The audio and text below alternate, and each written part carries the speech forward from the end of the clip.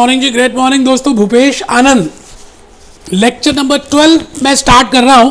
And in this lecture number 12 मैं आपको एक new classification in the management decision making and for CMA USA part 1 as per section D cost management. बेटे अभी हम management decision making की ही classification कर रहे हैं और उसमें मैं आपको एक बड़ी प्यारी सी आज क्लासिफिकेशन बताने वाला हूं which is given to you in Hock, Gleim and Wiley and Becker, सभी में दी हुई है। तो आपका वो नई क्लासिफिकेशन का कंसेप्ट समझना बड़ा इंपॉर्टेंट है। और आज मैं आप सबको एक गाना भी दिखाऊंगा, एक मूवी दिखाऊंगा, लगान। उसमें आपको कुछ बताना चाहता हूं बेटे। आज आप जल्दी से, ग्रेट मॉर्निंग, मैं भूपेश आनंद आपके सामने एक नया लेक्चर, नई उमंग, नई एनर्जी के साथ आ गया यार। Lecture number 12 and we are doing intro of cost accounting, cost management. Management बेटे अभी मैंने चैप्टर स्टार्ट ही नहीं किया, रात अभी बाकी है, बात अभी बाकी है। अभी तो यार क्या बताऊं, अभी तो महफिलें जमेंगी, बातें होंगी, चर्चा होगी, एग्जाम्पल्स होंगे, क्वेश्चंस होंगे, बट अभी उसकी तैयारी चल रही है। अभी तैयारी है बेटे, अभी हम डेस्टिनेशन पे स्टार्ट ही नहीं किया। बस आप रजिस्टर ओपन रखना, नोट करते रहना, जैसे जैसा मैं एग्जाम्पल दूं उसको करना, लिखना, समझना। आइए आइए, great morning, lecture 12, quote of the day. बड़ी प्यारी सी कोटेशन लिखी है जी मैंने। No matter now what how you feel, get up, dress up, show up and never give up. क्या बढ़िया सी बात लिखी है। आपको क्या फील हो रहा है, पास्ट टेंस में क्या हुआ, छोड़ो ना यार, खड़े हो जाओ, उत्तिष्ठा चलंती, चलो, तभी लाइफ में सब कुछ मिलेगा। भोर भई अब रैन कहां जो सोवत है। सुबह हो गई यार, पास होना नहीं होना, फर्स्ट अटेम्प्ट में क्लियर करना है, अच्छे मार्क्स लेकर आने हैं। जो सोवत है सो खोवत है यार। आइए इन सभी बातों के साथ मैं भूपेश आनंद लेक्चर नंबर 12 में दोबारा से आ चुका, management classification on the basis of management decision making. और मैं आज के इस लेक्चर में बड़ी प्यारी सी 2-3 कॉस्ट बताऊंगा। जैसे पहली कॉस्ट बताऊंगा इंप्यूटेड कॉस्ट, और आप इसका नाम रख लें इंप्लिसिट कॉस्ट। और दूसरी कॉस्ट बताऊंगा एक्सप्लिसिट कॉस्ट। दोनों ऑपोजिट हैं। जैसे जैसे आप बचपन में ना ऑपोजिट वर्ड्स करते थे, सुबह मॉर्निंग नाइट, सनलाइट सनसेट करते थे ना, on the same basis implicit अगर समझ आ गया तो एक्सप्लिसिट समझ आ ही गया यार, because both are opposite. Implicit and explicit both are opposite. आइए मैं चाहता हूं कि आप इसको नोट करें बड़ी प्यार से।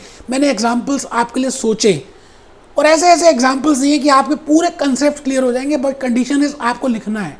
हेडिंग लिखिए इंप्लिसिट कॉस्ट, उसका दूसरा नाम है इंप्यूटेड कॉस्ट, उसका तीसरा नाम है नोशनल कॉस्ट, उसका चौथा नाम है हाइपोथेटिकल कॉस्ट, उसका पांचवा नाम है डमी कॉस्ट। और एक बात मैं बता दूं, this cost no doubt is a dummy, but it has to be considered while taking decision making. इसका मतलब एक बच्चे ने कमर बिल्कुल सीधी कर ली और बिल्कुल ध्यान से बैठ गया पढ़ने के लिए। उसने कहा मास्टर ये कह रहा है, भूपेश आनंद ये बोल रहा है that this cost is to be considered while taking a decision. Yes, no doubt it is hypothetical, no doubt it is dummy, no doubt ये आप सोच रहे हैं, मुंगेरी लाल के हसीन सपने आप सोचते रहते हैं। वो कॉस्ट जो आप सोच रहे हैं कि अगर ये ना करता तो वो करता, अगर वो करता तो ये होता, that cost is named as imputed cost. बेटे बड़ा मजा आने वाला है, आप बस लिखो it does not involve any specific cash payment. पहली बात, इस कॉस्ट में कोई भी कैश पेमेंट नहीं जाती, क्योंकि हाइपोथेटिकल है, क्योंकि डमी है, क्योंकि आप सोच रहे हो, क्योंकि आपके मन की भावना है। बेटे हम चर्चा कर रहे हैं, ये थॉट्स हैं, it means no cash payment is involve. ठीक है जी। Second, it is hypothetical cost, वो तो हमने कह ही दिया। दीज कॉस्ट, क्योंकि आप एक्चुअली में कुछ नहीं पे कर रहे, एक्चुअली में आपके सपने, आप मुंगेरी लाल हो, आपके हसीन सपने आप सोच रहे हो, it is not to be included in financial statements. बेटे फाइनेंशियल स्टेटमेंट्स में इसको इंक्लूड नहीं करेंगे यार, आपने एक्चुअली में पेमेंट थोड़ी कर दी है, you have not paid anything, you have not paid. आपके ये थॉट्स हैं यार, थॉट्स को थोड़ी फाइनेंशियल रिपोर्ट्स में लेकर आते हैं। ऐसे तो फिर फाइनेंशियल स्टेटमेंट का कोई मीनिंग ही नहीं रह जाएगा, they will become meaningless. And financial statements are true and fair view of the transactions happened during a particular accounting period and these are not the transactions। आप सोचते रहते हो।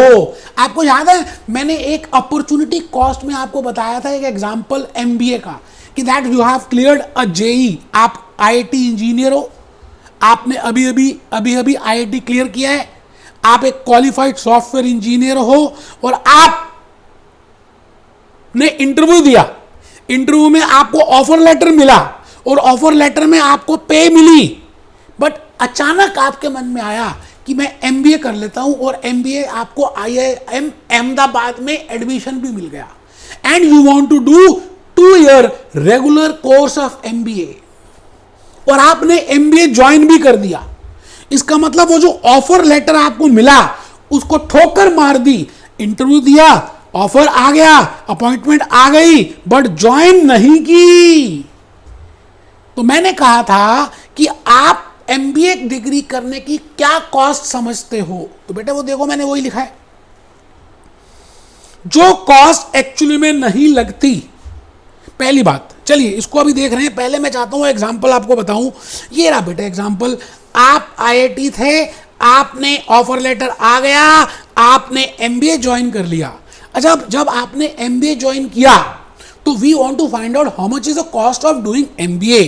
तो मैंने कहा 2 तरह की कॉस्ट होगी, एक तो वो कॉस्ट है जो आपने पे कर दी, that is a fees paid, you have already paid that, and the second type of cost is opportunity cost, जो आपको पैकेज मिल सकता था।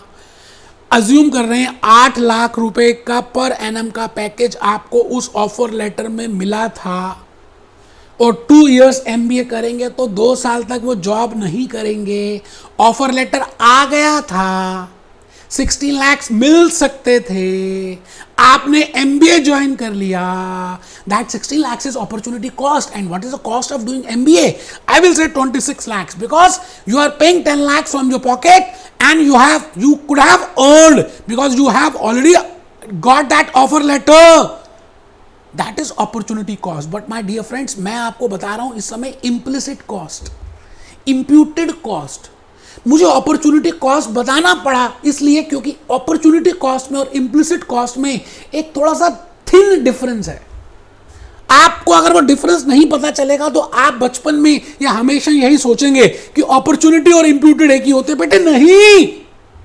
अब मैं आपको बताने जा रहा हूं इसी एग्जांपल में कि आपने आईआईटी इंजीनियरिंग क्लियर कर ली, आप सॉफ्टवेयर इंजीनियर हो, आपने कोई इंटरव्यू में नहीं गए, क्योंकि इंटरव्यू में नहीं गए तो ऑफर लेटर भी नहीं मिला, बट आपने डायरेक्टली एमबीए ज्वाइन कर लिया।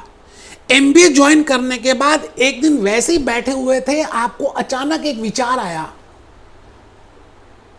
क्योंकि आपके दोस्त ने एमबीए नहीं किया, उसने कहीं जॉब स्टार्ट कर दी टीसीएस में, तो आपको एक थॉट आई कि अगर मैं एमबीए ना करता, इंटरव्यू देता, ऑफर लेटर आता तो मुझे भी लगभग इतने की पे मिल जाती।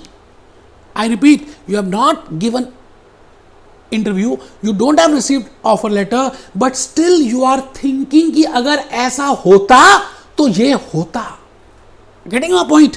अपॉर्चुनिटी कॉस्ट में आपने इंटरव्यू दिया, ऑफर लेटर मिला, आपने फिर भी नहीं किया, बट यहां पर कुछ नहीं दिया, कुछ इंटरव्यू नहीं दिया, ऑफर लेटर नहीं मिला, बट स्टिल आप सोच रहे हैं मुंगेरी लाल के हसीन सपनों जैसे कि ऐसा होता तो ऐसा होता।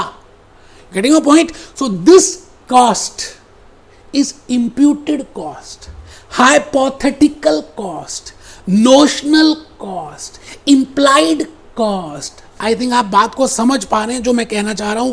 बेटे मैं इसी एग्जाम्पल में मैंने लिखा कि आपने आईआईटी के बाद सीधा एमबीए ज्वाइन कर ली, बीच में कोई इंटरव्यू नहीं आया, और जब आपने एमबीए ज्वाइन कर ली तो एक दिन सोच रहे हो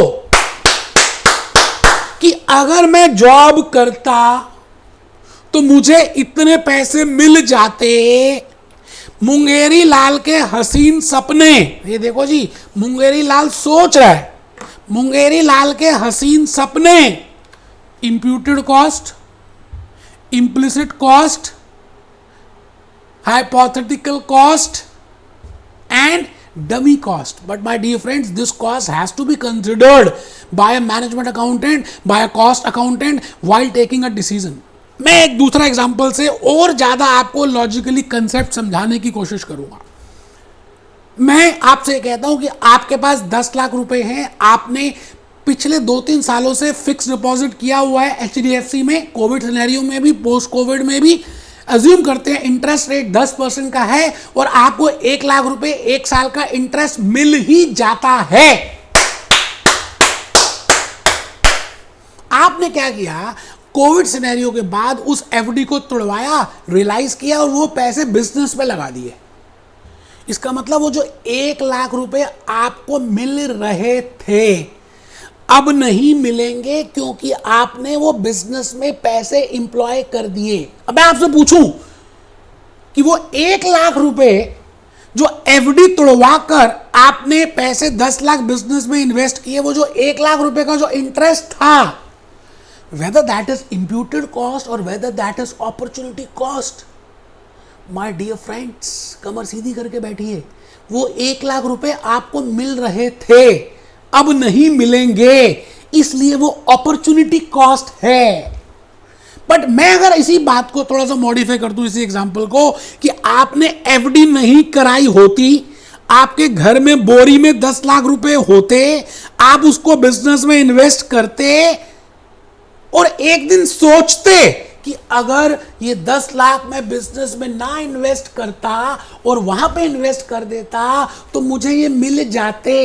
Getting my point? So in that case, because you have not done actually that investment in FD, I will say in this case, that is the case which I am discussing now, जब आपने पैसे बोरी में रखे हुए हैं, FD नहीं कराई और आपने वो 10 लाख बिजनेस में लगा दिए, तो आप वो 1 लाख रुपए की जो इंटरेस्ट कॉस्ट है उसको इंप्यूटेड कहेंगे, इंप्लाइड कहेंगे, इंप्लिसिट कहेंगे, डमी कहेंगे, हाइपोथेटिकल कहेंगे। तो बेटे वही बातें मैंने लिखी हैं, आप छोटा सा लिख लें रिलेशनशिप, तो आप जब रिवाइज करेंगे तो ज़्यादा अच्छा लगेगा। Mungeri Lal, HDFC, fix deposit 10%, 10 lakh, interest earned 1 lakh. Now rupees 10 lakh has been invested in a business.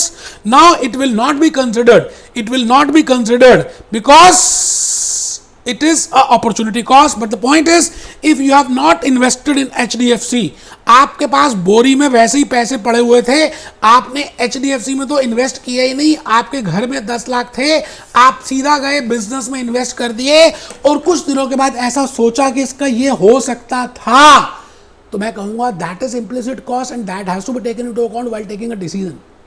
आइए जी, मैं लास्ट में आपसे ये कहता हूं कि आप last point, last difference, last cost आज की लिख लें, which is opposite of implicit cost, that is explicit, explicit और आउट ऑफ पॉकेट।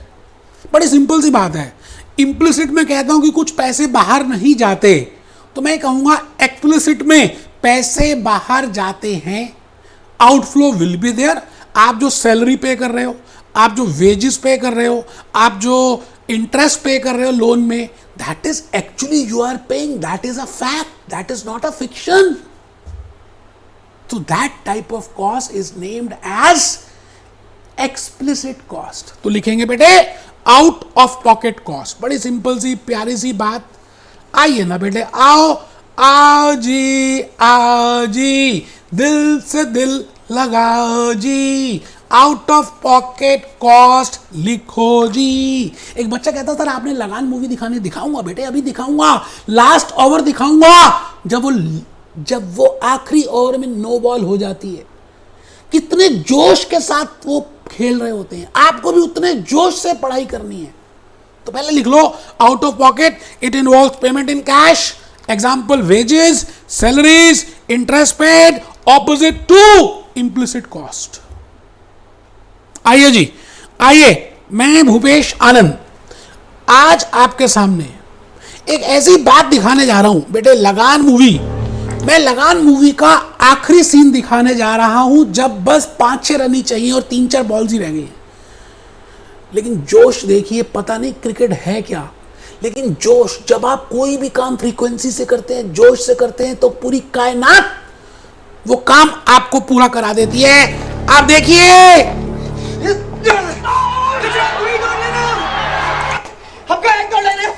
चेहरा देखिए आमिर खान का, 1 रन चाहिए, फकवा, भाग जा, छू के भाग। बेटे आपको भी एक्शंस लेने हैं और आगे भागना है।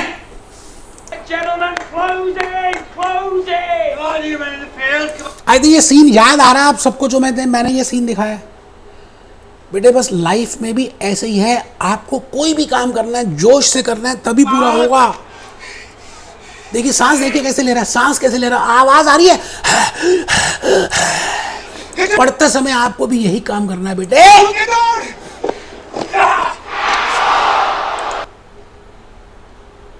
आई थिंक आप सेंस समझ गए जो मैं कहना चाह रहा हूं।